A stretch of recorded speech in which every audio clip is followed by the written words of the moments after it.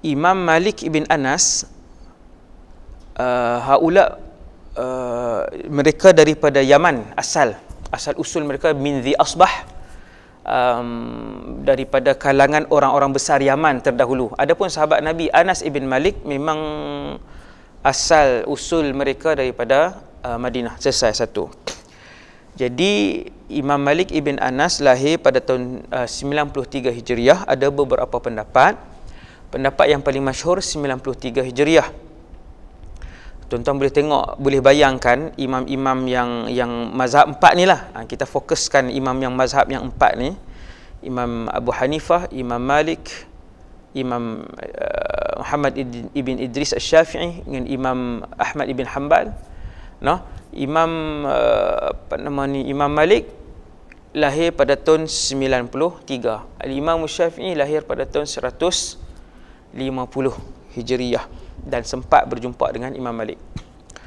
Imam Malik lahir di Madinah tahun 93 ala Ashharil Aqwal, dan beliau wafat pada tahun 179 Hijriah. Maksudnya ulama kurun yang kedua, tabi'in.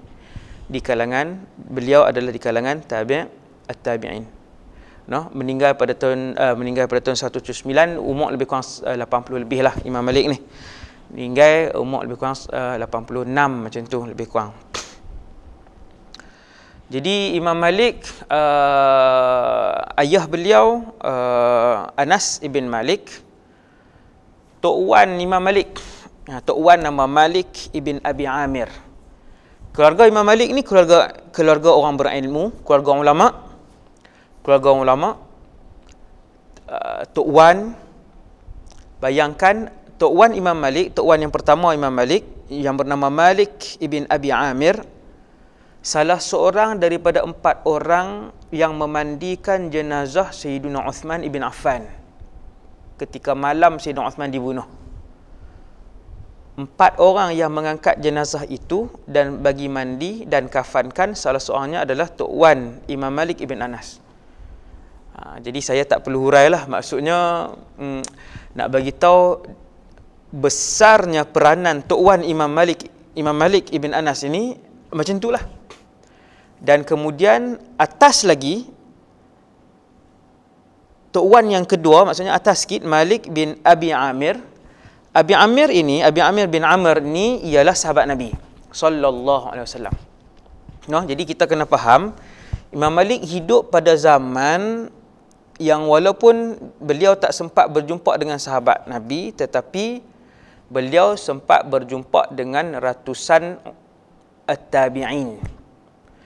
Ratusan tabi'in yang masih hidup ketika itu di Madinah Al-Munawwarah. Sangatlah ramai.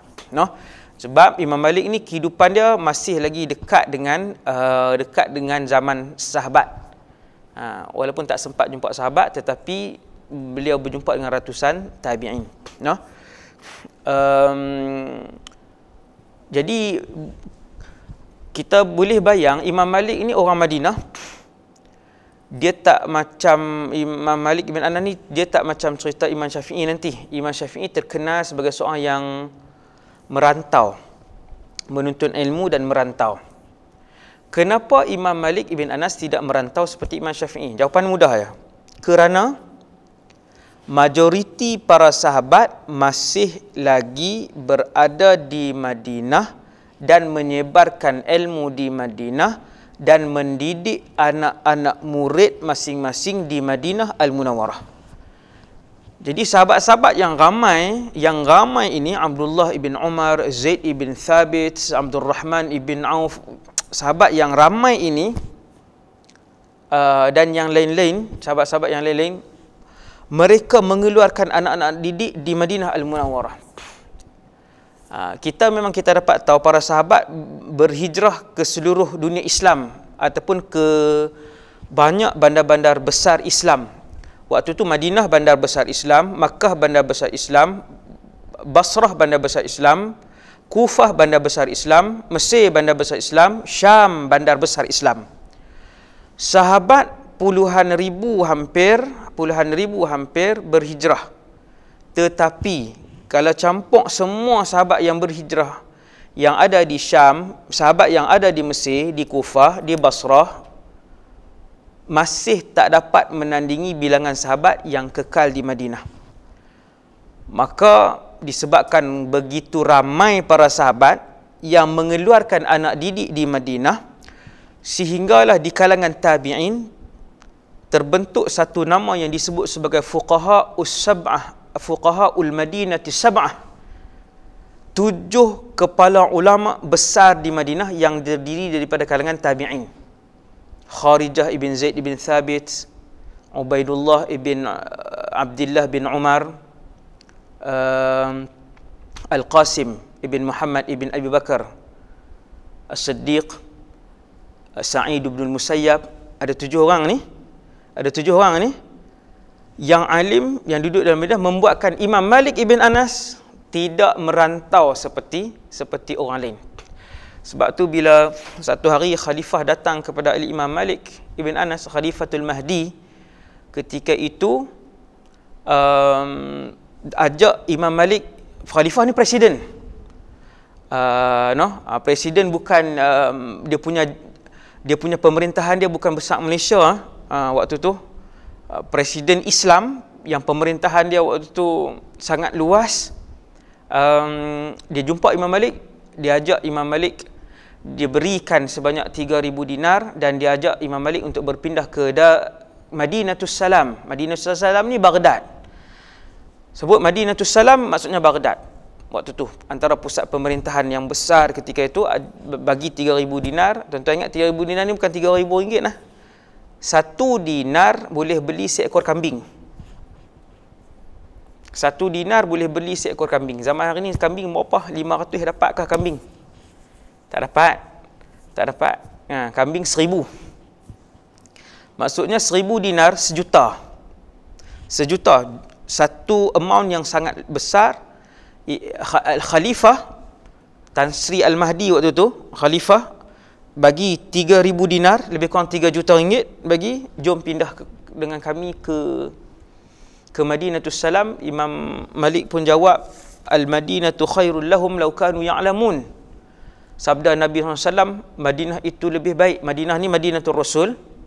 Madinah Al-Madinatul Munawwarah adalah lebih baik daripada kepada kalian seandainya kalian mengetahui. Maka Imam Malik jawab macam itulah.